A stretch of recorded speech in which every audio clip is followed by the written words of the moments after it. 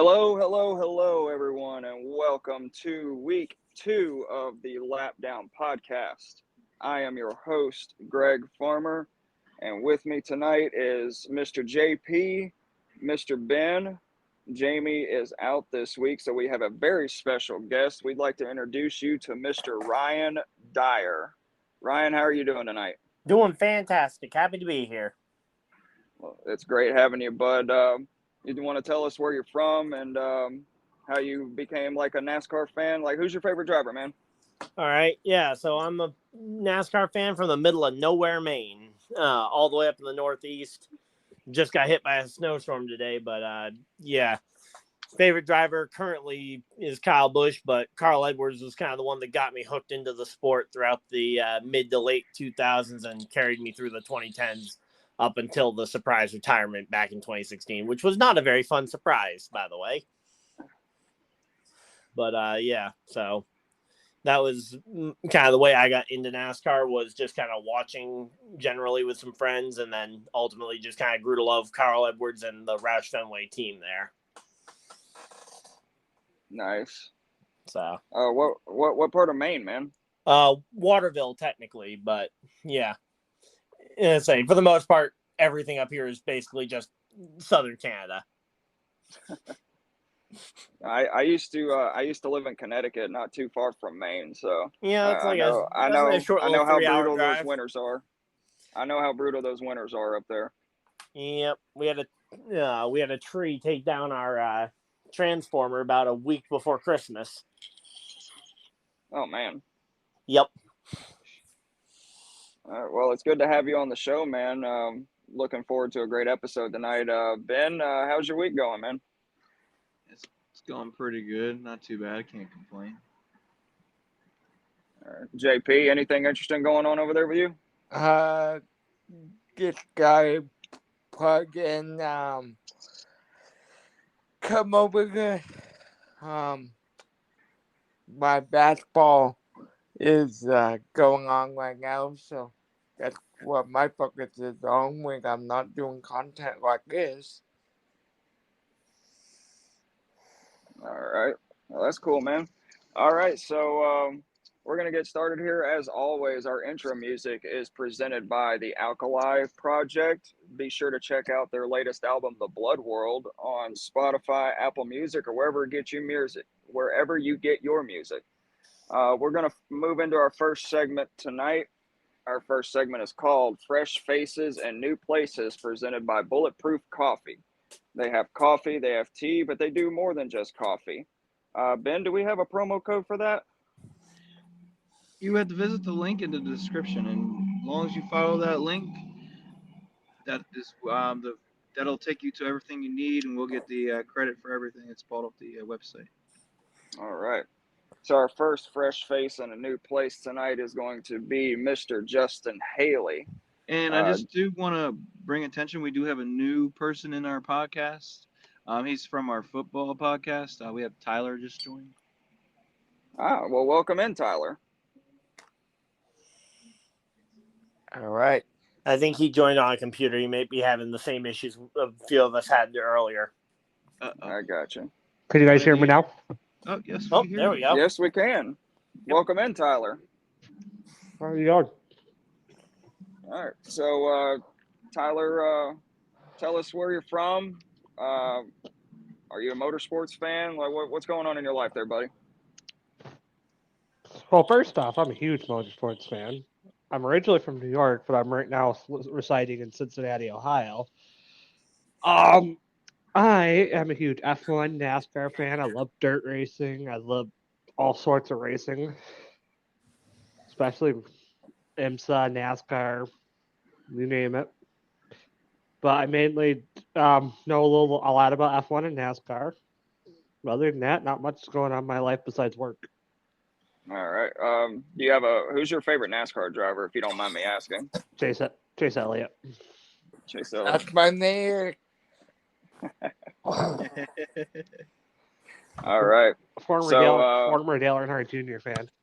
There we go. All right. So, Tyler, you're just in time. We just moved into Fresh Faces and New Places. So the first fresh face we're going to talk about tonight is Mr. Justin Hailey.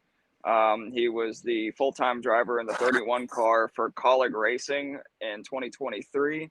And in a shocking twist and turn of events in July of 2023, it was announced that he was going to join Rick Ware Racing for a multi-year contract in 2024.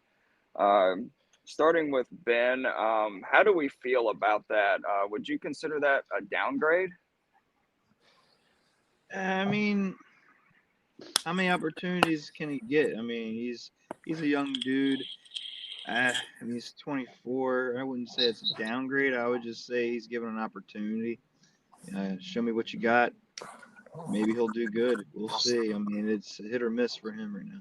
I mean, Rick Ware Racing. I mean, honestly, Rick Ware Racing's not terrible. They're not as bad as they have been. No, I agree. I will say in 2023 they were a little bit more competitive. Ryan, you got any thoughts on it? All right, yeah, I've got a couple of thoughts on it.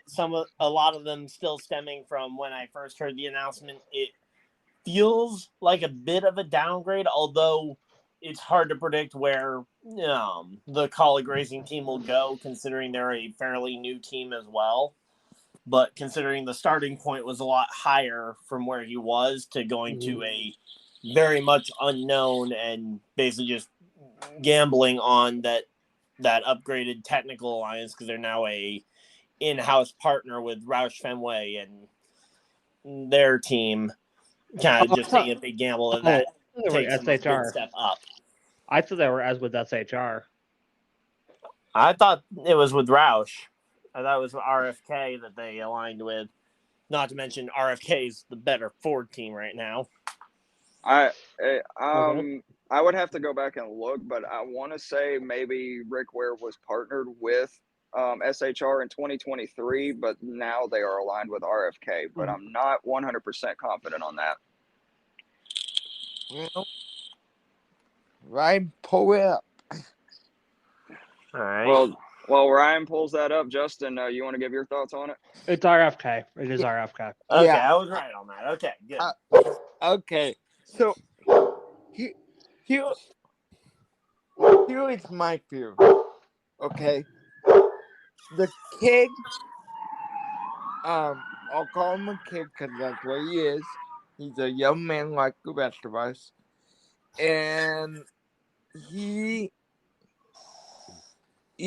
didn't so much speed at college, but I think a new first start for him this year with his first multi-year deal is a good thing, but it's hard to tell not knowing.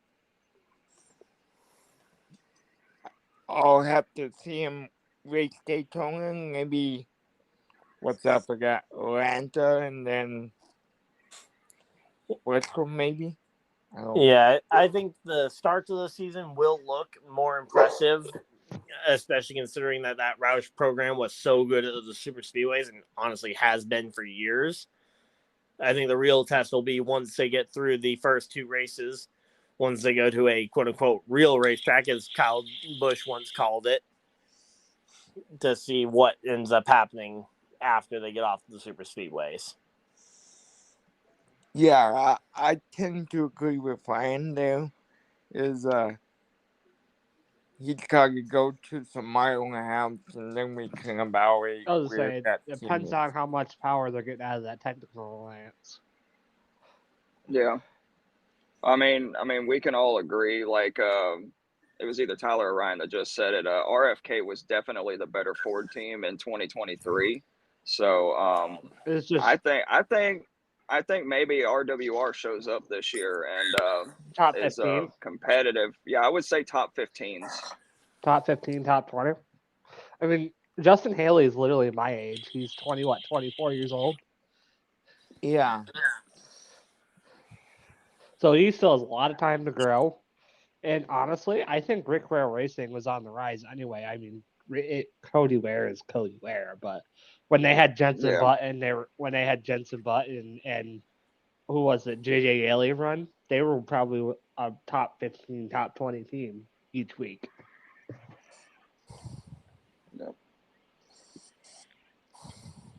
All right. So our next fresh face in a new place is none other than Shane van Gisbergen.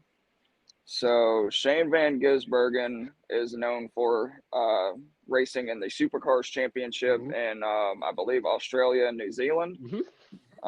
He has 3 Supercar Championships in 2016, 2021, and 2022.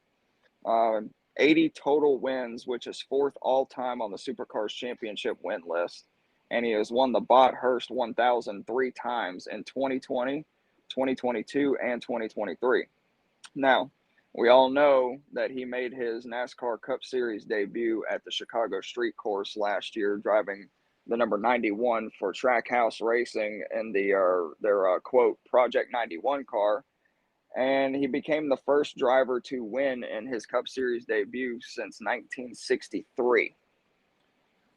Now, it was announced in right after that, actually, that he was going to race, I believe it was 2025 full time in the Cup Series. So, but before that, he is actually going to compete full time in the Xfinity Series and the number 97 Chevrolet for Colleague in 2024. So, guys, starting with Mr. Ben, how do we feel about that? I think he might be a flash in the pan. The only reason why he won the road course is because he's a road course expert. I mean, he's a street course expert as well. Well, there you go. That even favors more in his odds. I don't know. I mean, we'll see. Because the Xfinity, we'll see how he does. Just remember, the Xfinity car is completely different from the Cup car. It has a four gear H pattern standard shifting. You're gonna have to use the clutch a little bit more than the Cup, and plus it doesn't handle nearly as well, and it has about maybe about 50 less horsepower. Yep. Mr. Ryan. All right. So I don't know how many of you guys either knew about it or actually watched the one truck race that he actually took part in, because that was probably the start last year that intrigued me the most from SVG, because it wasn't on a road course. It wasn't on a street course. It was actually at Gateway Motorsports Park in the summertime. Yeah, I watched highlights. I didn't watch the actual race. Yeah, so I stayed up and watched the entire race of that as it was happening. And he fought and stayed on the lead lap all the way up until I think he got lapped with 5 laps to go or something. But he finished top 20 in his first ever oval start in a NASCAR truck, which is extremely different from anything he's ever driven. He was also on shitty equipment too to put it to top. Yeah, he was in Nice Motorsports, which I would say. No, wait, Nice Motorsports is top equipment. Yeah, it definitely isn't terrible equipment, but Nice Motorsports is not top equipment in my eyes. It was when Ross Chastain was running it. Yeah, I would say it's probably top 10 been the last 5-6 years. I would say it's probably B-tier equipment out. I'd probably say it's probably tier 2 equipment. Yeah, would be where I would classify it, but they're not like all stars like Thor Sport or KBM, but they're top 10, top 15 easily.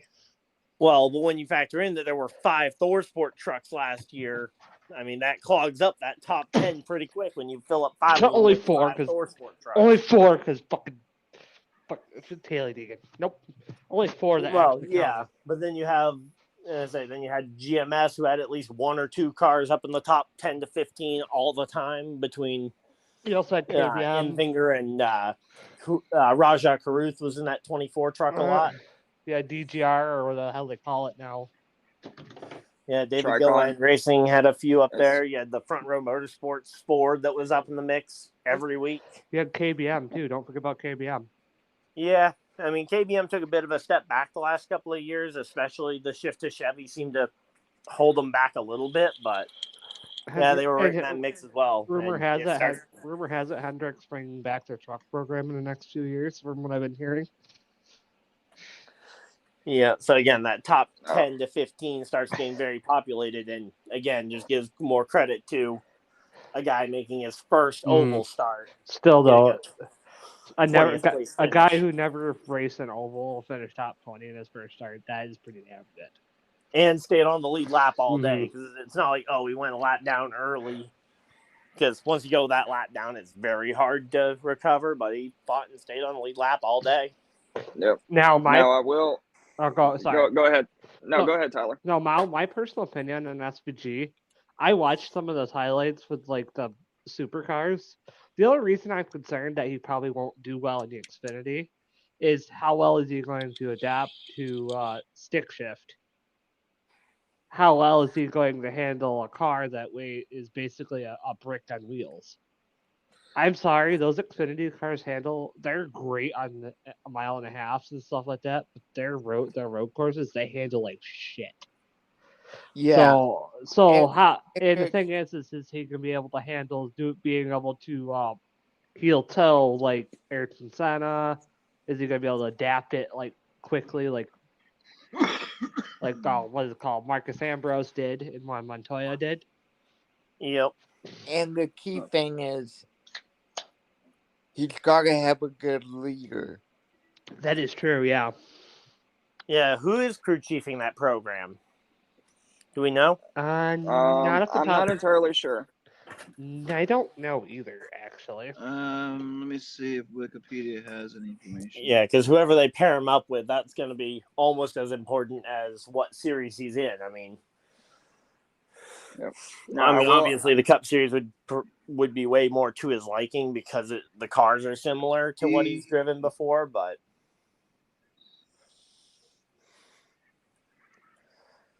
now I will add that it was announced just a couple of weeks ago that right before the Xfinity Series race at Daytona, he will be competing in the ARCA Series race to get some extra track time. I read that. Yep. And I think he's also trying out for the 500 too. Is he attempt to qualify for the 500? I knew he announced a few Cup races. Didn't see if Daytona was on there. On December 31st, 2023, Alkyli Racing announced that Van Gisbergen would compete full-time in the NASCAR Xfinity Series, and he also plans to run the ARCA race at Daytona in order to receive approval to compete at super speedway events in NASCAR on January 2nd. It was announced that he would then be competing for Pinnacle Racing Group in the race. Yeah, I know when it comes to his Cup Series, I know both Talladega races were on there and the Coke 600's on there. I don't remember hearing Daytona 500 named. I believe it was announced a few.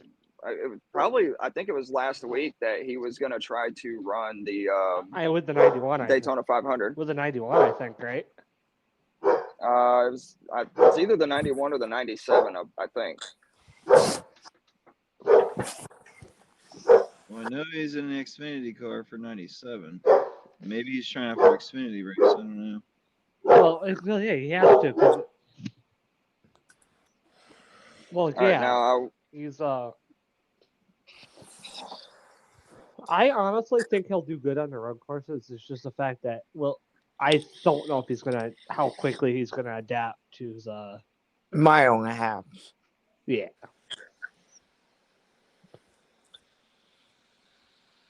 All right. So while we're on the topic of Shane van Gisbergen, I did see a potential sponsor Red for Bull. him either in 2024 or 2025. Justin Marks posted a photo on his Instagram page and he tagged a bunch of people, Red Bull. And then right at the end he tagged Red Bull because he's a Red Bull athlete, and honestly Max Verstappen has been trying.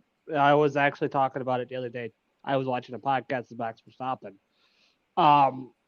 He was talking about it the other day. It says like it would be kind of cool to see Red Bull in a different other motorsports than instead of just knowing it as me, I'm the Red Bull driver.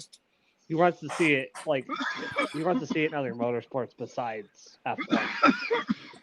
So, Well, remember we had F1 or not F1. We had Red Bull It was Racing not very as a team. It's going to be a sponsor. It's not going to be like an actual team. Oh yeah, I know that, but I mean, it was a sponsor there for the longest time, and Casey Kane actually did pretty well when he raced for him.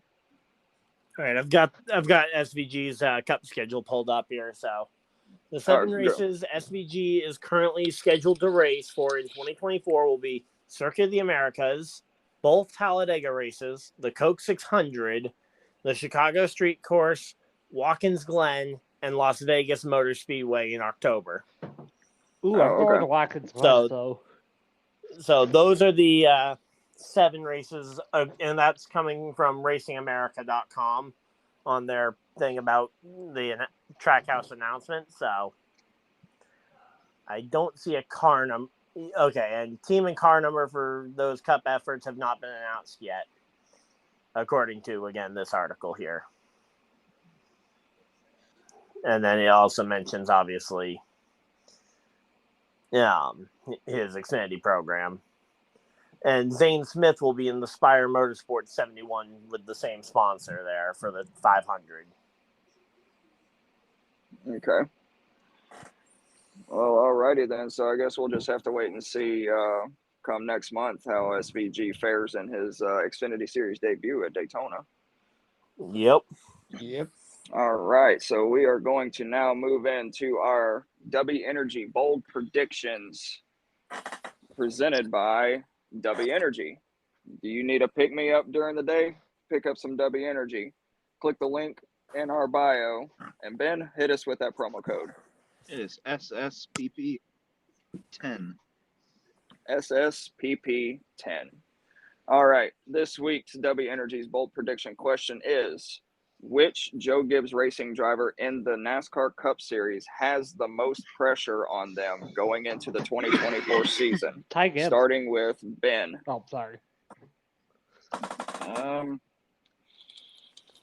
Honestly, I'm going to say it's either between Hamlin or Truex. I'm going to go with Hamlin. Okay, and why is that? Because, man, he hasn't been Denny Hamlin of old anymore. He's showing his age, and Truex is too. It just show me what you have, or it's on your way out. And I don't feel like Hamlin has too many more years left, and Truex is not too far behind him. Yep. All right. All right, Tyler. My personal opinion is Ty Gibbs. Why Ty Gibbs? Well, one, he's on a second full year in Gibbs. His third year, if you want to count 2022, but this is his third season, second full time. He needs to step up. I think honestly, he's gonna stay in Gibbs regardless, but he needs to step up and start showing the fact that he can win in top tier equipment and actually show that he belongs in the Cup. Okay. Ryan, what about you? All right. So I actually think that the pressure should be falling on Christopher Bell, because in terms of the pressure on the two older guys there, Truex and Hamlin, Hamlin, he just signed, what was it, a 3-year extension and a 3-year extension with FedEx. So his quote-unquote long-term future with the team is solidified. So he'll be able to retire pretty much on his own terms when he feels like it, 'cause I'm assuming that he probably will end up retiring at the end of that 3-year stint, because he'll be nearing kind of that age where a lot of drivers start to see that stark decline in performance. Martin Truex Jr., he's been talking about retirement for 2-3 years, so aside from the pressure to try and end his career on a championship run, Again, there doesn't seem like there's much pressure because, unlike usual, Joe Gibbs doesn't have an Xfinity level talent right now that is pressuring to try and threaten to take one of those two seats away in Cup. Because that's normally the position we've been in with Gibbs has been. There's always somebody knocking right on that door who's already proven that they might be Cup ready before the Xfinity season even begins. And right now, I really don't think that the NASCAR Xfinity Series or even the Tricon Garage Truck Program really has anyone that's proven that they are absolutely ready, except for maybe Corey Hine. John Hunter Nemechek. John Hunter Nemechek's going to be is already in Cup this next year, though, driving for 2311. Oh, yeah. No, Legacy Motor Club. Or Legacy, yeah. Is he for Legacy Motor Club? I knew he got moved up to one of the two other Toyota teams, but odds are he's not going to be very competitive fighting for one of those in-house Joe Gibbs seats, and certainly not at the point of pressuring one of the older guys out there. Then you've got kind of the discussion of who's going to be the team leader long-term there, and I think that pressure should fall on Christopher Bell, as he has the most experience and he is on the older side compared to some of the other young guys that came in kind of that same rookie class with him. Well, I guess. And with Ty Gibbs, he just needs to avoid, I think, having a Austin Cindric type sophomore slump. I mean, even of the NASCAR drivers we currently have, very few of them, if any, won in their first two seasons. So, I mean, sure, Ty Gibbs looked like a better prospect than them, but I think giving him at least 2 full seasons without a win, I wouldn't be shocked. And then year 3 would be the time to turn up that pressure. All right, JP. So, I have a very interesting take on this. All right. Go for it. So, let's put Ryan on the spot since he's new. Ryan? I'm right here. Tell me if you agree with this statement. I believe that the pressure is on Denny Hamlin to perform. Otherwise, he will not be at Joe Gibbs Racing regardless of a 3-year contract. After 3 years are up, if he wants to keep racing, where do you think he goes, Ryan? And I mean, I think he'll either go to his own team or he'll retire. Because again, he's what, 43? What is he now? 42, 41, something like that. Yeah. So by the end of his 3-year contract, he'll be what, 44, 45? I mean, that's right around that same age that Harvick retired. He'd be older than when Dale Jr. retired. He'd be around the same age Jeff Gordon was when he stepped away. Tony Stewart was in that same age range. Kenseth was like 50-something. Kenseth wasn't 50 when he stepped away. He was like 40, 45, 46, something like that. He's 51 years old, dude. Then and he stepped away from full-time racing at the end of 2017. That was 6 years ago now. Then I also want to bring to your guys' attention. Or 2018. I think Hamlin has a lot of pressure this year to win the championship just because Gibbs has put so much into that program for him, for FedEx to sign with Hamlin for 3 more years, along with Hamlin signing a 3-year contract. So that to me is a lot of pressure on Hamlin. I feel very much the opposite there, though. I think the fact that he was able to get a major company to re-up for 3 full seasons, I mean, that is extremely rare in this age of NASCAR where sponsors are barely able to cover 8 to 10 races. For most of them are not willing to cover more than that.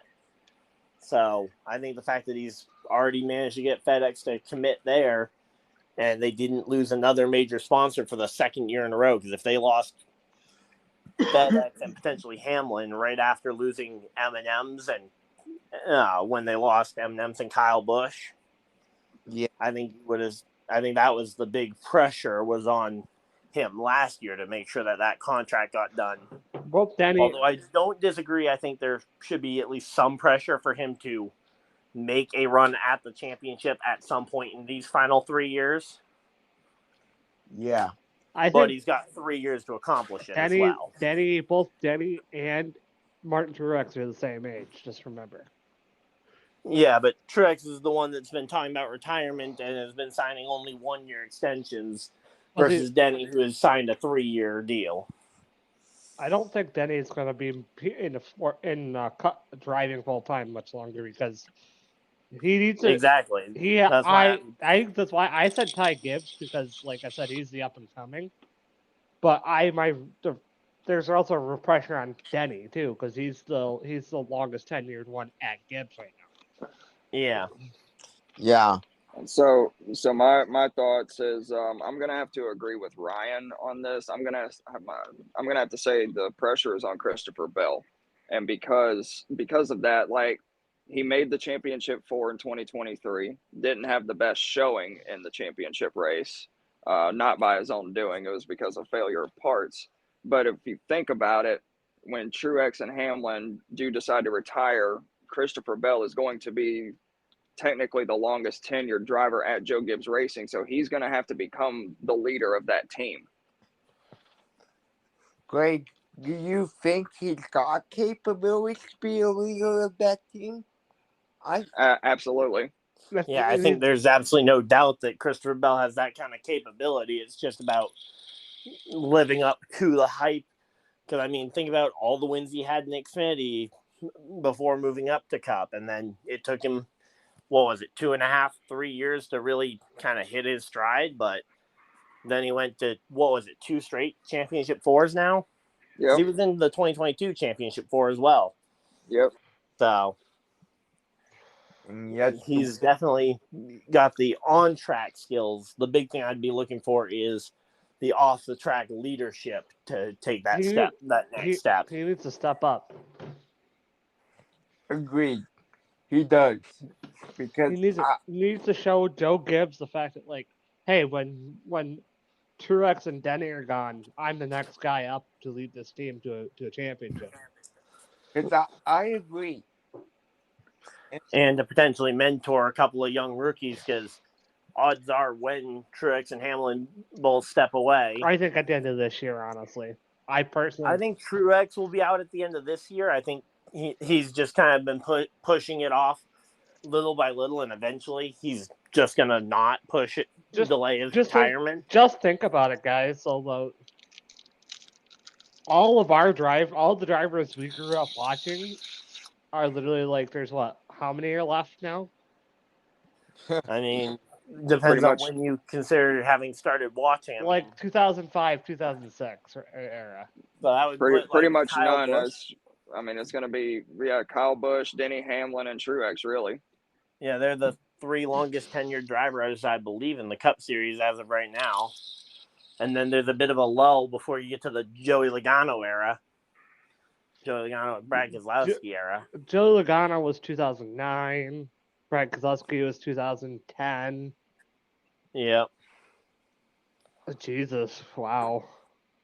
I mean, technically, if you still count Ryan Newman running part-time.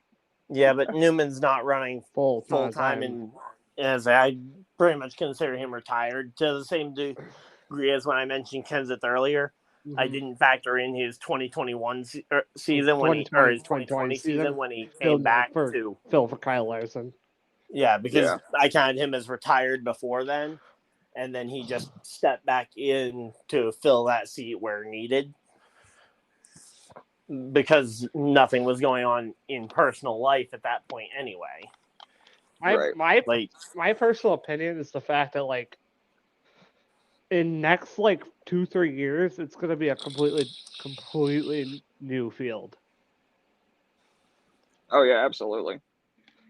Well, and say one thing I think that is going to have to happen at some point is that some of these hot shot Xfinity rookies who keep flying up through the ranks are going to have to start becoming comfortable with spending 2, 3, 4 years in Xfinity before getting the Cup, because the Cup Series won't be able to sustain having, say, 3, 4, 5 rookies a year moving up into the seats, because eventually you're going to have everybody who's only been in the series for 2, 3 years. And unlike other sports, auto racing, it takes more time and more development than any other sport. Once Kyle Busch is gone, you want to know the two longest 10-year drivers are Joe Logano and Brett Keselowski. Yeah, exactly.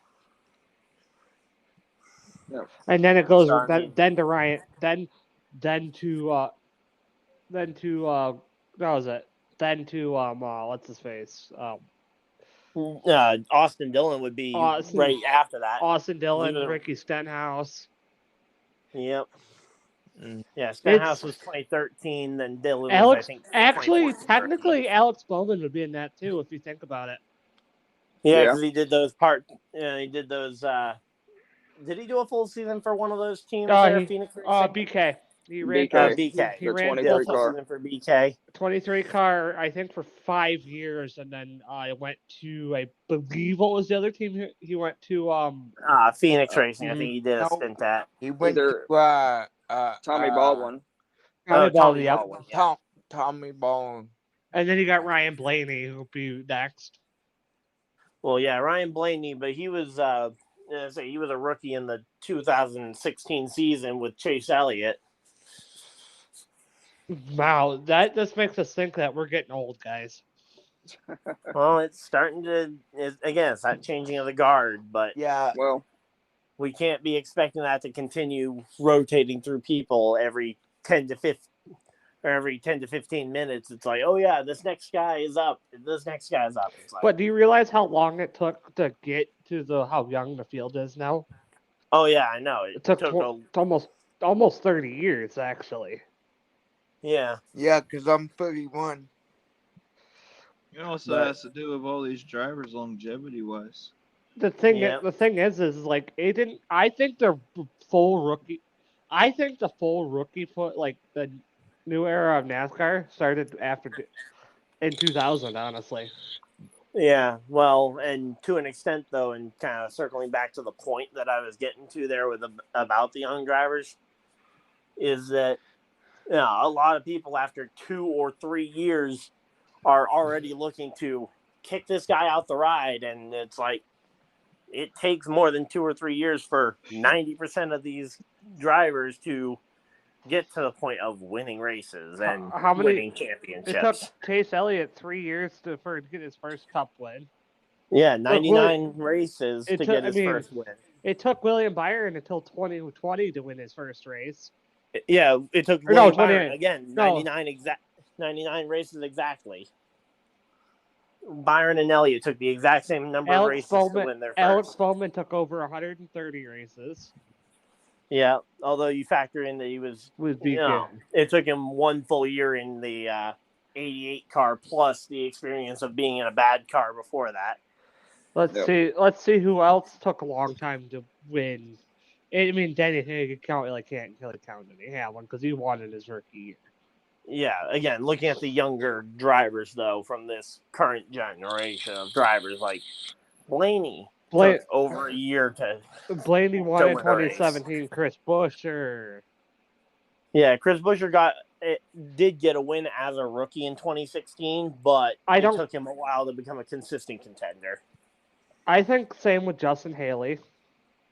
Yeah, Hailey will take, and that's why I've been saying, like, people shouldn't be looking for these guys to get replaced at this point after only 2 or 3 years. That's why I'm so hard on, like, Ty Gibbs, and let's see, I'm going to be so hard on Ryan Priest. Say Cindric can't have another season like he just had. Otherwise, How long did it take Joey Logano to become a true championship contender?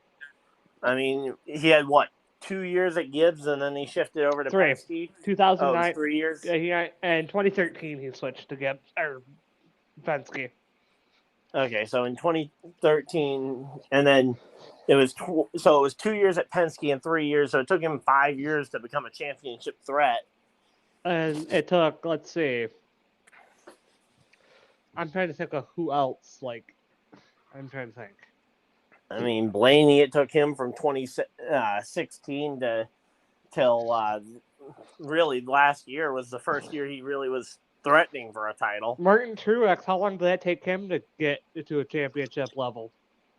Well, and that came Years. from just kind of shifting around teams because he was at DEI as they were shutting down.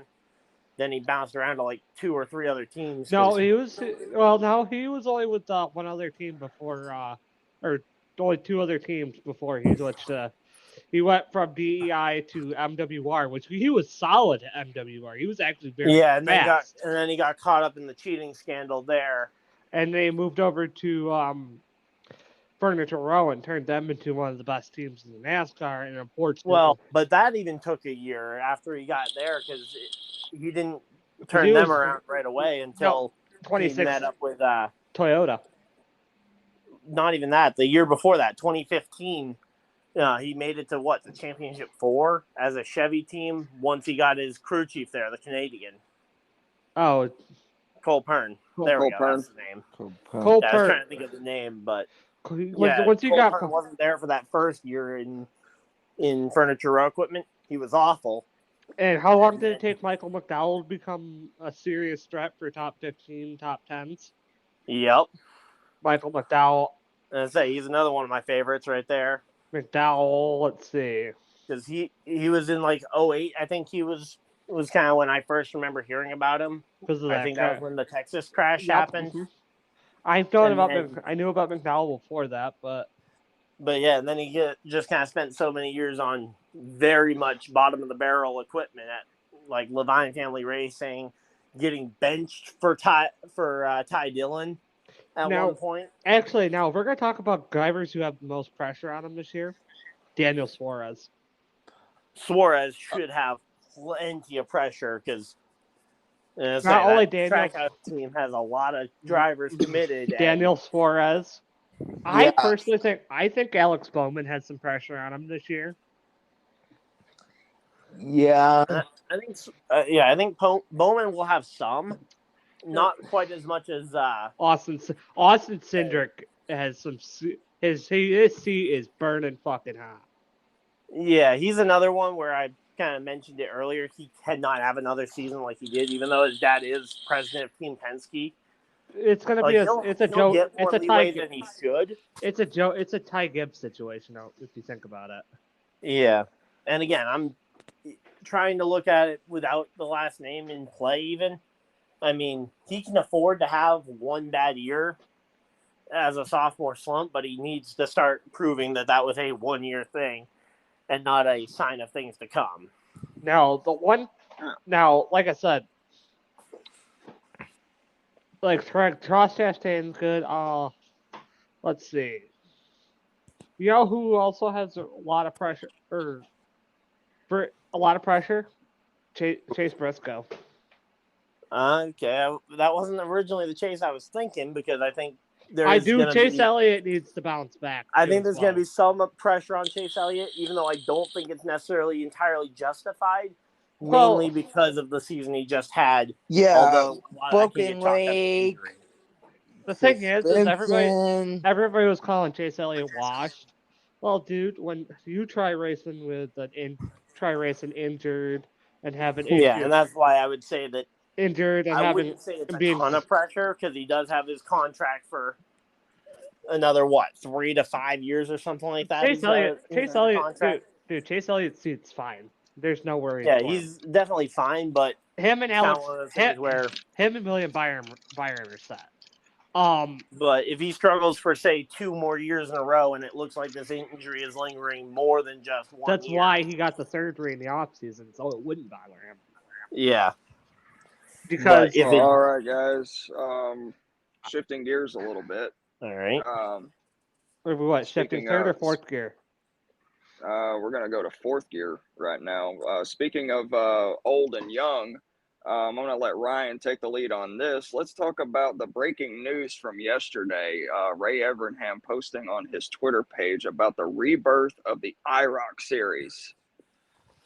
all right. So, yeah, the IROC series is returning, which ironically for me, I was only just getting into auto racing of any kind because I was still in diapers pretty much by the I was time the saying, IROC series was Ryan, you're the coming to youngest. a close. You're the second youngest out of all of us, aren't you? Probably. I'm only 22 years old, so. Yeah. Yep. So yeah, So I was literally. you and I was 5 years old when the IROC series came to a close I was turning 6 when Yep. IROC I shut was their doors 7. in 06. I'm 24 years old, so. So yeah, but according to the You're post right. that Ray Evernham put out himself, IROC Holding has been formed to house the buildings of operation with the intent to have an IROC racing event in 2024 with historic IROC cars while exploring future opportunities. All right, So, gentlemen, for I the gotta most step away, part, guys. I'll talk to you guys later. all All right. right. But yeah, so far though, from what has been said, it only sounds like they are planning on a single kind of almost historic event to just kind of show off the old cars while potentially preparing for something bigger in the somewhat near future, which what form that will take, I don't really know because there aren't a lot of details public yet from Ray Evernham. Yeah. Yeah. But Well, remember Ray Evernham helped start SRX racing with Tony Stewart, which when it first came around, they were talking about it was kind of similar to the IROC series of old because in SRX the cars are set up exactly the same, and you know it's all about momentum, and it's unlike the IROC series. SRX is short track based. We know IROC raced on all sorts of different tracks, super speedways, mile and a half, and stuff like that. You know, but SRX is also very much still American based in terms of their superstars that they bring in. Like, Yeah. all their superstars that they've had, I think aside from maybe one or two, almost all of their major events that they have won all happened inside the United States.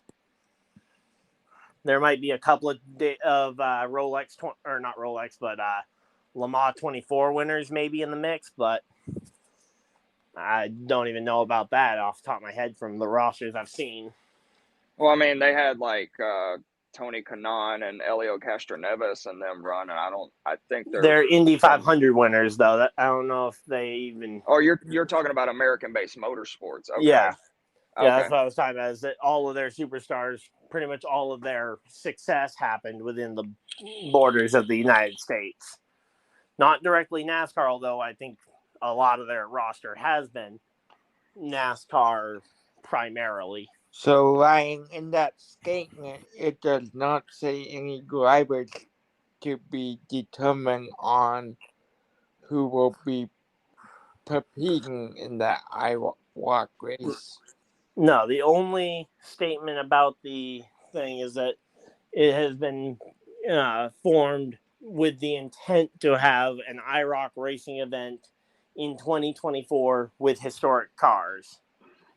Which, what that means, I don't know. I could see it being an exhibition race, maybe in partnership with Rockingham to potentially try and just completely do a throwback. But again, that would pretty much be entirely speculation at this point.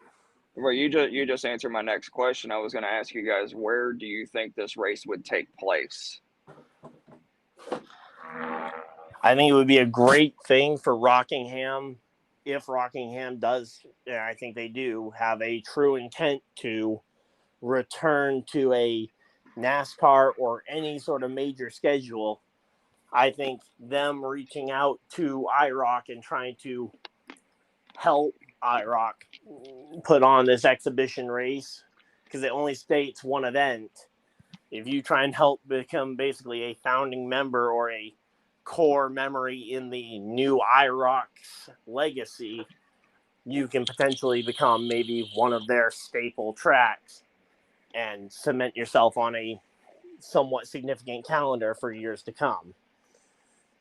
Similar to what Stafford Speedway has done with the SRX calendar, where Stafford Speedway hosting that first ever SRX race has now become almost a staple of that SRX calendar every single year. Yeah. So I think Rockingham could be in a good spot to potentially do that for the IROC. I tend to agree with Ryan, but the crack I would like to see is honestly, now I might be kind of far-fetched here, but maybe before the Cup cars come to Iowa, having a race here on a short track, maybe, or Richmond,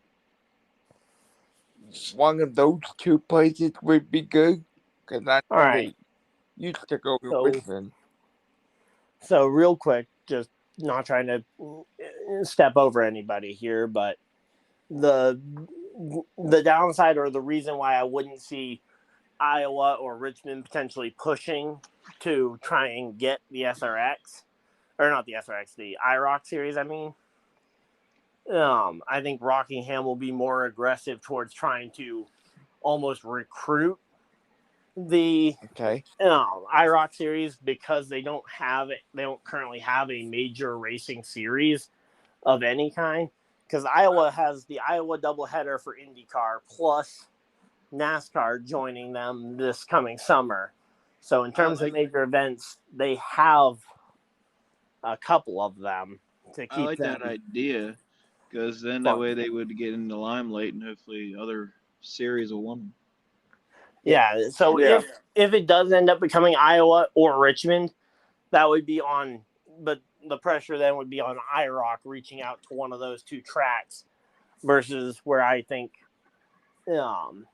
Rockingham would very much be the one reaching out to the IROC series and putting their name in. Okay. Because Rockingham, just like North Wilkesboro and just like Charlotte, got a decent chunk of change from the government during the COVID lockdown to help with renovating their facilities. So to think that they aren't making some kind of move to become a staple on a schedule somewhere. Yep. And the new IROC series could be the perfect opportunity there. Yep. All right, so I have a pop-up trivia question for you guys, and no looking on Google. All right. All right, so we've already established that the last IROC series race was in 2006, because Ryan said he was 6 years old, correct? Yep. All right. Who won the final IROC race at what track, and who won the championship? I know the championship was Tony Stewart. All right. We'll start with Ryan. So I know the championship was Tony Stewart. I don't remember if he was also the final race winner. Final race was Kansas, if I'm not mistaken. And who won? Who won the race? I don't remember off the top of my head, but I know Stewart won the championship. So with how short the IROC seasons are, probably Stewart. All right, Ben, give me your answer. I'm going to guess Mark Martin won the race. Okay. I can't answer the other questions because I already read on it. I'm going to say Matt Kenseth. I just got here. What are y'all talking about? We're doing pop-up trivia about the final IROC season.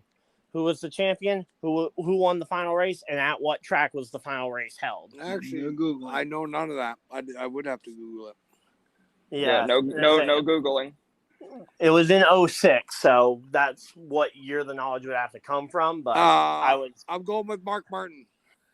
Yeah, I was 6 years old at the time, so All right, so JP, you said Matt Kenseth won the race? Yeah. All right, what track? Texas. Okay, No, and- Atlanta. Yeah. Okay. All right, and who do you think was the champion? The champion had to be Mark Martin. All right, and Rumble, you said it I was don't Mark think I'm the Martin. Tony Stewart championship thing. I did say it was Mark Martin, but I don't know the track. I'm just going by you said it was 2006, and I'm thinking 2006. Man, I might be completely off there. Was Mark Martin still racing in 2006? Yes. He was. Yeah, that was his. I think that was his final year at Roush. Yep. Was 06, There and you then go. he went and did a couple years driving for other teams. Mark Martin, that guy is.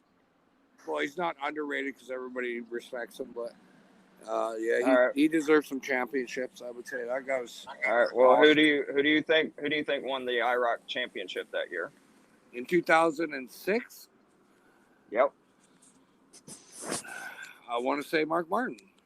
Okay. All right. Here comes the correct answer. All right, let's see. The final IROC race was held at Atlanta Motor Speedway. All right, JP got that one.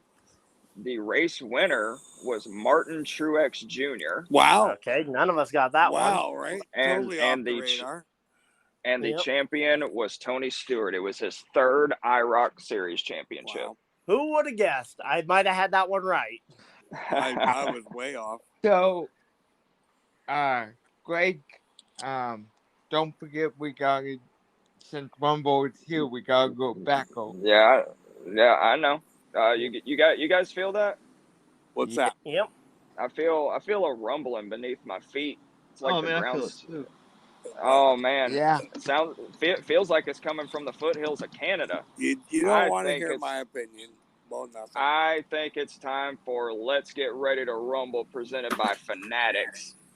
Do you Alright. need your 2024 NASCAR merch apparel? Click on the link in our bio and go purchase your NASCAR 2024 merch apparel. Rumble, what are you grumbling about today? I'm grumbling that I don't think Ray Evernham is going to do IROC properly. I think he's going to SRX it. I don't know if you guys talked about this. I'm sorry I missed most of this, but I think Ray Evernham's going to SRX the IROC series. The IROC series used to run at the super speedways, and everybody from across many racing series came there, and it did very well. A lot of guys did very well there, and that's what I'd like to see. What do you guys think? Do you think IROC's going to come back and be the IROC it's the IROC that I remember, right? Decades. Yeah. So. Well, see, it's perfect that you were grumbling about that because we were literally just talking about the rebirth of IROC. Yeah. Okay. So. I'll start here. But yeah, from the news, like from the post that Ray Evernham put out himself, it seems like the plan is for one solo exhibition race using the old IROC cars that he has kept in his collection, because he's done multiple like social media posts and gone on YouTube podcasts and stuff talking about some of the old cars that he has in his collection. So it sounds like at least this one exhibition race is going to be a very historic, very true to the original series. Now, we don't know what track it could be at, but it sounds like it'll be using the original cars from probably that 2000 to 2006 era of IROC. And going forward, I would be curious to see, because obviously Ray Evernham left the SRX at some point. I'd be curious to see what decisions he didn't like about the SRX that led him to leave to try and start the rebirth of IROC. I really do think if it does take off, I think it will be a competitor to the SRX. And I think they should do shorter tracks versus the bigger tracks because I think the shorter tracks need to shine. Now, my only problem there would be that I think if you do exclusively short tracks for this IROC rebirth, I think you potentially step entirely on Tony Stewart's toes, and it comes down to, is that going to be the goal? Is the goal going to be to try and just stomp out the SRX? Because there's plenty of larger tracks that don't get the publicity that they used to. I mean, Well, Milwaukee up in Wisconsin could definitely hold a race. They held we a also truck race got last year. you also got a question. Also, what type of cars are they using? Is he going to plan on possibly switching to dirt tracks as well? Because dirt tracks could also be involved. Yeah, Yeah. and I think because that would be the kind of the other thing would be trying to diversify the kind of regionalization of the schedule, because Yeah, I mean, obviously if you it'll stick be. in North Carolina, there's a short track every 2 feet. Every Yeah, I step mean, you take is stepping on another track. we have a dirt track right here in Georgetown in Delaware that I think was Ross. I think Ross Chastain was supposed to race that one weekend when it rained in Dover, and I think he got rescheduled and he raced there. I think that one weekend. So Yeah, yeah, I mean, say we then just there's had Delmar. we just had Unity Raceway up here in Unity, Maine, that just reopened this past year to racing activity.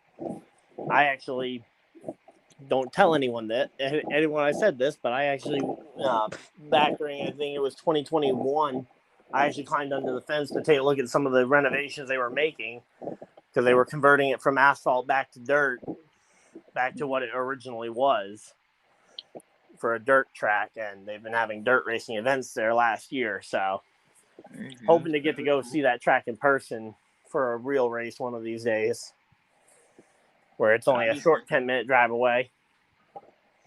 Oh yeah. Yeah. JP, you got any thoughts on Rumble's comments? Yeah. I think that Rumble is exactly right.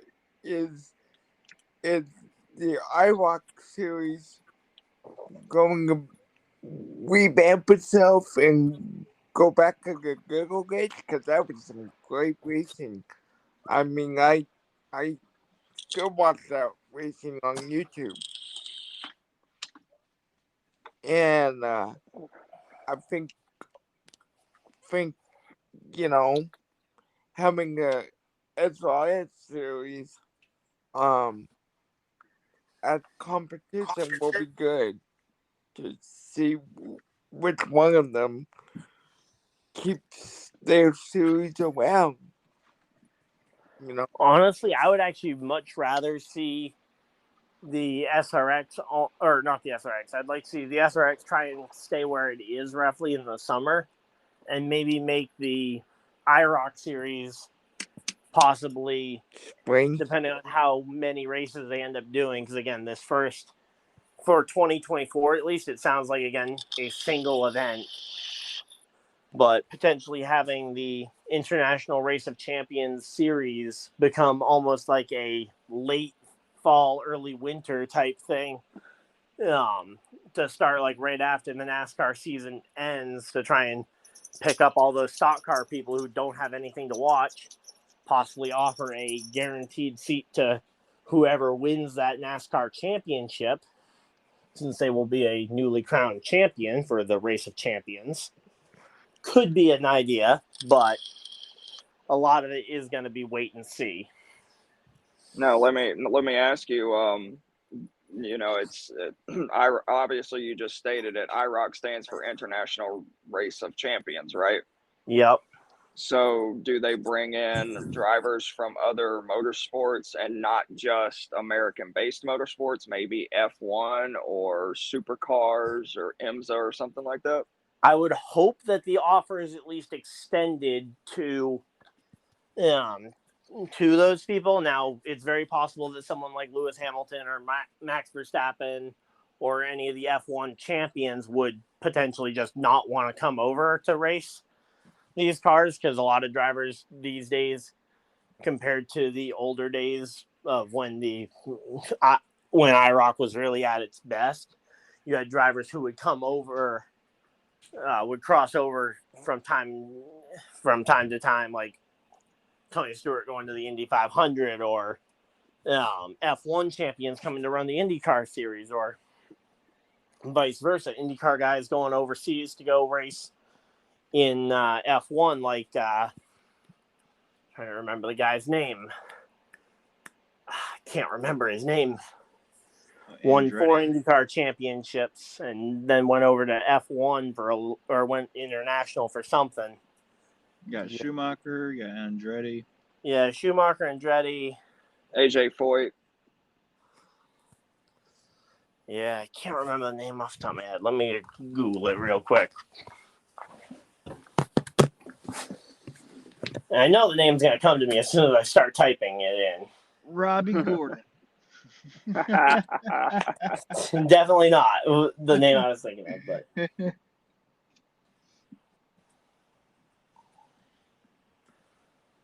Or Ayrton Senna. no, he raced somewhat recently. I'll have the name here momentarily. And I know it's gonna stick out to me like a sore thumb the second I see it. Dario Franchitti. Sebastian Bourdais. There we go. There we go.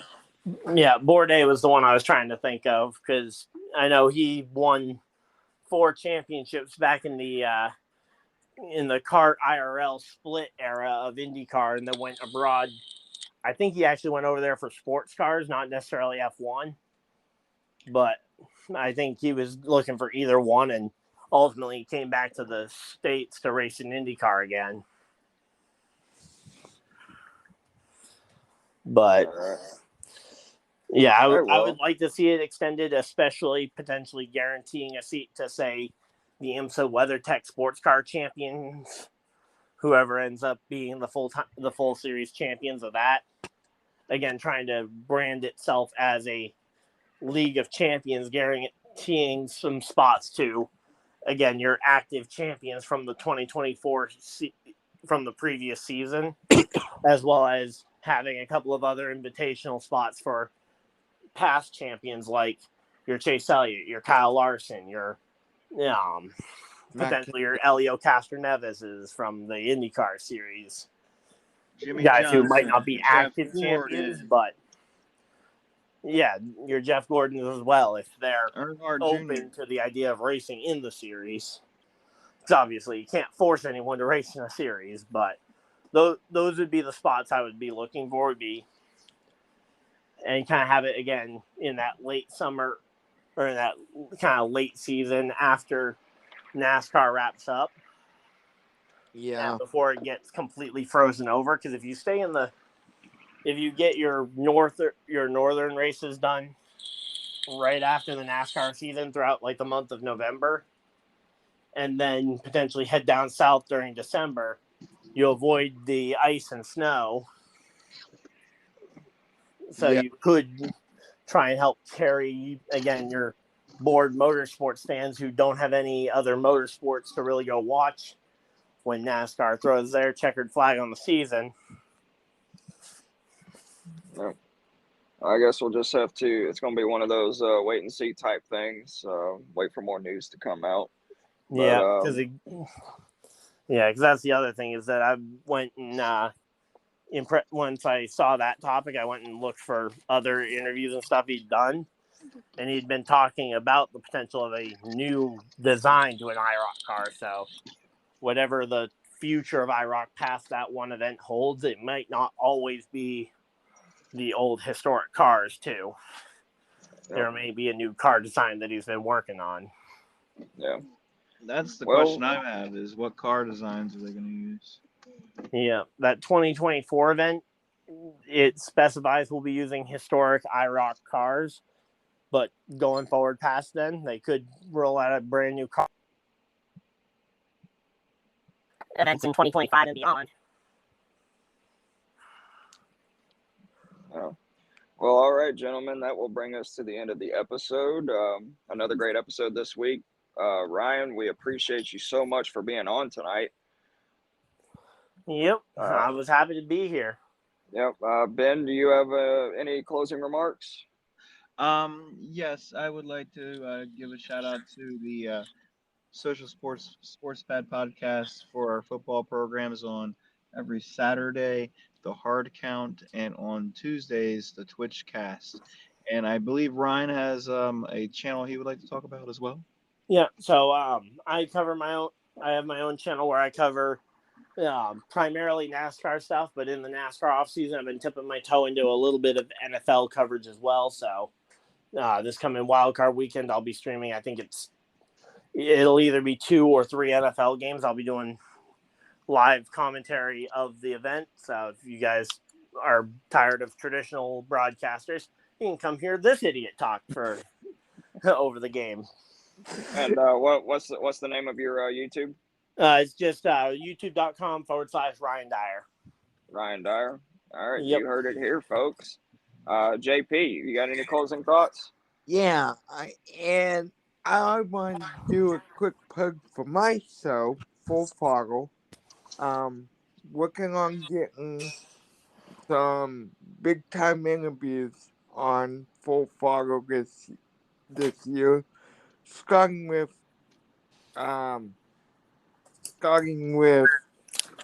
former Truck Series driver David Scar.